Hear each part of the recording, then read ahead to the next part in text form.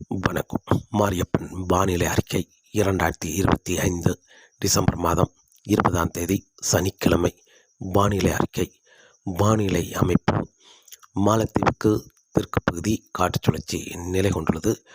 அதே வழியில் இந்த நிகழ்வு வரக்கூடிய நாட்களில் படிப்படியாக செயலிழக்க வாய்ப்புள்ளது.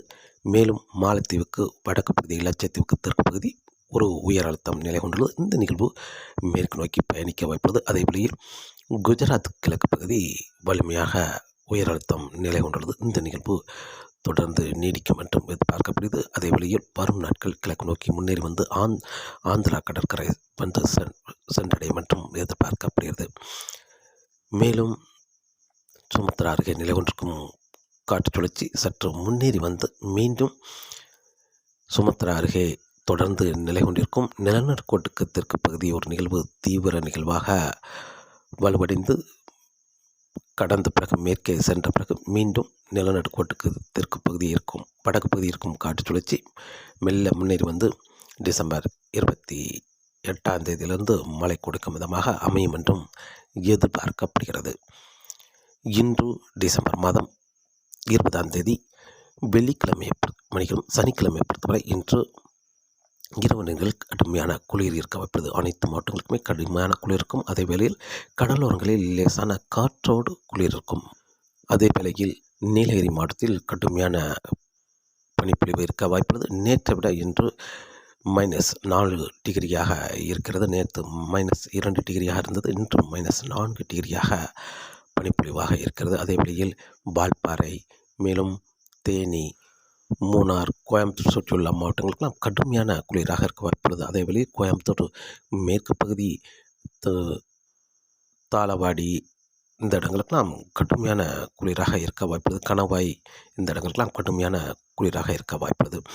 தமிழகத்தில் அனைத்து மாவட்டங்களுக்கும் இரவு நேரங்கள் குளிர் இருந்தாலும் பகல் நேரங்களில் வெயில் இருக்க வாய்ப்புள்ளது. வெயில் இருந்தாலும் பெரிய அளவில் வெயில் தெரிய வாய்ப்பில்லை. பகல் நேரங்களில் லேசான காற்றோடு குளிர் இருக்கும் என்பதால் பெரிய அளவில் வெயில் தெரிய வாய்ப்பில்லை. வரும் நாட்களை பொறுத்தவரை தமிழகத்தில் இரவு நேரங்களில் குளிர், பகல் நேரங்களில் வெயில் மட்டுமே இருக்க வாய்ப்புள்ளது. வறண்ட வானிலை நிலவ வாய்ப்புள்ளது வரும் நாட்களை பொறுத்தவரை.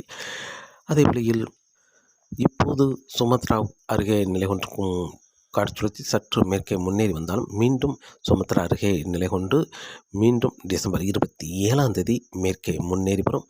இந்த நிகழ்வு டிசம்பர் 28ஆம் தேதி தமிழகத்தில் மழை கொடுக்க இருக்கிறது. பெரும்பாலும் சென்னை முதல் ராமநாதபுரம் கடல் ஓரங்களில், மேலும் அதனை ஒட்டியுள்ள உள் மாவட்டங்களுக்கும் மழை கிடைக்கும் என்றும் எதிர்பார்க்கப்படுகிறது. தென் மாவட்டங்களுக்கும் மாலை நேரங்கள் ஓரிரு இடங்கள் லேசான மழைப்பொழிவு கிடைக்கும் என்றும் எதிர்பார்க்கப்படுகிறது. டிசம்பர் 28ஆம் தேதி. டிசம்பர் 29ஆம் தேதி கடல் ஓரங்களில் மட்டுமே மேகம் சூழ்ந்து காணப்படும். இந்த நிகழ்வு மேற்கே வர முன்னேறி வர படிப்படியாக தமிழகத்தில் மழைப்பொழிவு அதிகரிக்கும். டிசம்பர் 30ஆம் தேதி கடலோர மாவட்டங்களுக்கு மழை கொடுக்கும் என்றும் எதிர்பார்க்கப்படுகிறது. ராமநாதபுரம் தொடங்கி சென்னை வரை உள்ள கடலோரங்களுக்கு மழை கொடுக்கும். அதே வேளையில் டிசம்பர் 31ஆம் தேதி தமிழகத்தில் அனைத்து மாவட்டங்களுக்கும் மழை கிடைக்கும் என்றும் எதிர்பார்க்கப்படுகிறது. இந்த நிகழ்வு தீவிரத்தை பொறுத்து, நகர்வை பொறுத்து தமிழகத்தில் மழைப்பொழிவு அமையும் என்றும் எதிர்பார்க்கப்படுகிறது. வேகமாக நல்ல தீவிரமடைந்து வந்தால் கூடுதலான மழைப்பொழிவாக கொடுக்கும். அதே வேளையில் இந்த நிகழ்வு சற்று செயலிழந்து வந்தால் குறைவான மழையை கொடுக்கும் என்றும் எதிர்பார்க்கப்படுகிறது. ஆனால் டிசம்பர் 28ஆம் தேதி லேசான மழைப்பொழிவு கொடுக்கும். டிசம்பர் 28 விட டிசம்பர் 30ஆம் தேதி கடலோர மாவட்டங்களுக்கு நல்ல மழைப்பொழிவாக இருந்தாலும் தென் மாவட்டங்கள் ஓரிரு மழை கிடைக்க வாய்ப்புள்ளது. டிசம்பர் 31ஆம் தேதி தமிழகத்தில் ஒரு பரவலான மழைப்பொழிவு கொடுக்கும் என்றும் எதிர்பார்க்கப்படுகிறது. வரும் நாட்களை பொறுத்தவரை தமிழகத்தில் டிசம்பர் 28ஆம் தேதி வரை வறண்ட வானிலை நிலவ வாய்ப்புள்ளது. இரவு நேரங்கள் பனிப்பொழிவும், பகல் நேரங்கள் வெயில் மட்டுமே இருக்க வாய்ப்புள்ளது. வெயில் இருந்தாலும் லேசான குளிரோடு வெயில் இருக்கும் என்றும் எதிர்பார்க்கப்படுகிறது.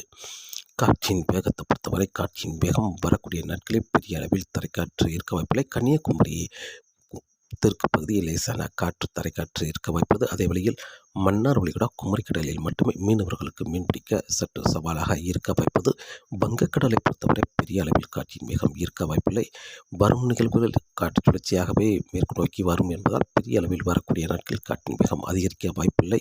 அதே வேளையில் டிசம்பர் 24ஆம் தேதிக்கு பிறகு காற்றின் வேகம் மன்னார் வளைகுடா, குமரிக்கடலிலும் சற்று குறையும் என்றும் எதிர்பார்க்கப்படுகிறது. தொடர்ந்து வானிலை அறிக்கை கேட்டு பயன்பெறுங்கள். மீண்டும் சந்திப்போம். நன்றி, வணக்கம்.